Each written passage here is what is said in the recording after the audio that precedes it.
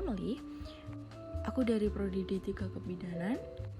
Di sini aku bakal ngejelasin materi dari anatomi fisiologi, yaitu tentang sistem reproduksi pada manusia. Apa itu sistem reproduksi?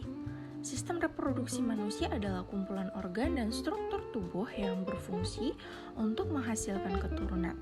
Sistem reproduksi terdiri dari organ reproduksi wanita dan pria. Proses reproduksi manusia terjadi ketika sel sperma dari pria bertemu dengan sel telur dari wanita. Berikut ada gambar tentang proses reproduksi, yaitu yang pertama ada sel sperma masuk, yang kedua embrio dan janin, yang ketiga yaitu lahir. Sistem reproduksi pada wanita.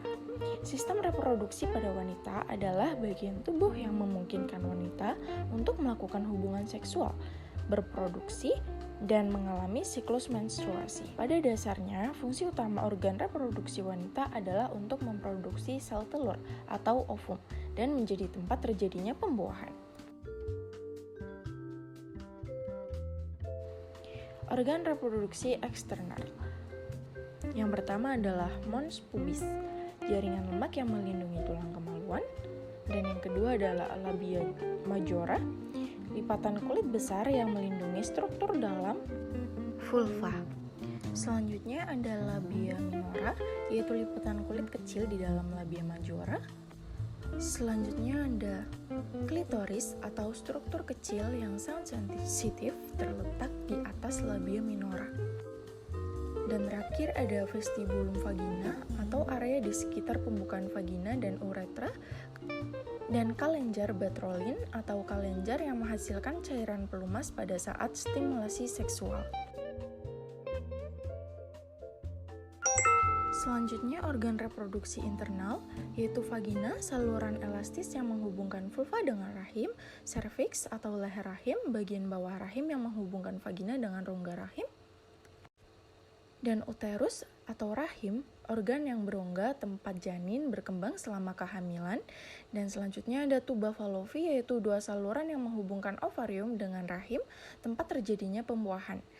Ovarium, dua kelenjar kecil berbentuk oval yang menghasilkan sel telur atau ovum dan hormon reproduksi seperti estrogen dan progesteron. Selanjutnya gangguan sistem pada reproduksi wanita. Gangguan pada sistem reproduksi wanita yaitu yang pertama ada endometriosis, yaitu pertumbuhan jaringan rahim. Yang kedua ada PCOS, polycystic ovary syndrome, gangguan hormon pada ovarium. Dan yang ketiga infeksi saluran reproduksi serviks atau ovarium. Dan yang keempat ada infeksi, yaitu contoh infeksinya pada saluran reproduksi wanita seperti gonore, chlamydia, dan sifilis. Yang kelima ada kanker yang terjadi seperti kanker rahim, serviks, atau ovarium. Cara mencegah terjadinya gangguan sistem reproduksi pada wanita yaitu yang pertama menjaga kebersihan, terutama pada daerah intim. Yang kedua menerapkan pola hidup yang sehat. Dan yang ketiga menghindari perilaku seksual berisiko. Yang keempat menjaga kesehatan pikiran. Selanjutnya kita memasuki sistem reproduksi pada pria. Sistem reproduksi pada pria adalah sekumpulan organ yang berperan dalam memproses reproduksi, termasuk produksi penyimpanan, pengiriman sperma untuk pembuahan. Sistem ini juga berfungsi pada produksi hormon, terutama testosteron yang berperan dalam perkembangan karakteristik seksual pria. Sama halnya dengan sistem reproduksi pada wanita, sistem reproduksi pada pria juga dibagi menjadi dua organ reproduksi, yaitu secara internal dan secara eksternal. Organ reproduksi pria secara internal yaitu epididymis yang berguna untuk menyimpan dan membawa sperma yang belum matang ke vas deferens, dan yang kedua yaitu vas deferens yang berfungsi untuk membawa sperma matang ke uretra.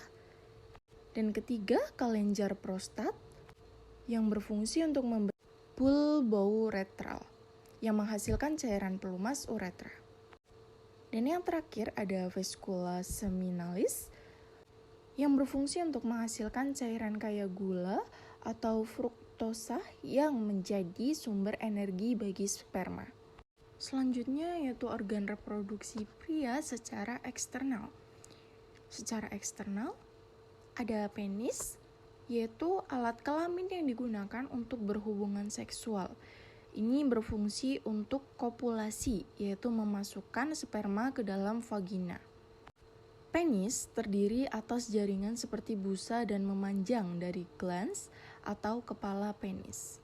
Selanjutnya ada skrotum, yaitu kantung kulit yang menggantung di bawah pangkal penis dan berisi testis, berfungsi untuk melindungi testis dan menjaga suhu agar testis selalu berkisar 2 derajat di bawah suhu tubuh normal. Terakhir ada testis, adalah organ reproduksi pria yang berfungsi menghasilkan sperma, hormon yang memproduksi testosteron. Lalu, bagaimana proses sel sperma keluar? Sel sperma akan diproduksi di dalam testis atau buah zakar. Selanjutnya, sel sperma disimpan dan akan matang di epididymis. Lalu, sperma bergerak ke vas deferens saat ejakulasi dalam kantung mani, vesikula seminalis. Sperma bergabung dengan cairan seminal dan sperma keluar dari penis melalui uretra. Mungkin cuma itu materi yang bisa saya sampaikan. Ada pertanyaan? Terima kasih.